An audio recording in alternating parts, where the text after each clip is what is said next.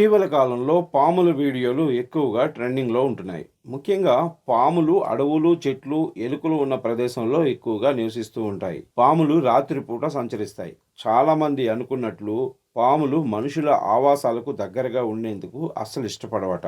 మనం నడుస్తున్నప్పుడు భూమిలో నుంచి తరంగాలను పాములు గ్రహించే గుణం కలిగి ఉంటాయి. ఇదిలా ఉండగా పాముల్ని కనిపించగానే చాలా మంది భయంతో పారిపోతూ ఉంటారు. అసలు పాములు ఉన్న ప్రదేశంలో పొరపాటును కూడా వెళ్లేందుకు సాహసం చేయరు. ఈ క్రమంలో పాములు కనిపిస్తే కొంతమంది కొట్టి చంపుతూ ఉంటారు. మరికొందరు పాములను దూరం నుంచి చూస్తూ ఉంటారు. పాములకు హాని కలగజేస్తే కాలసర్ప దోషం చుట్టుకుంటుందని అంటారు. దీనివల్ల వైవాహిక జీవితంలో, భవిష్యత్తులో, ఉద్యోగంలో చికాకులు ఏర్పడతాయి.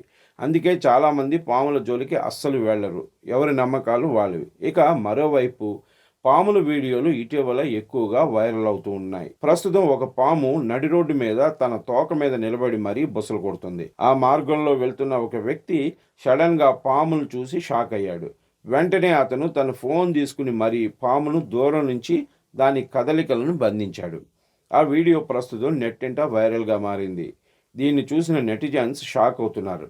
బాబాయ్ పామేంటి కాటేయటానికి రెడీగా ఉందని కామెంట్లు చేస్తున్నారు.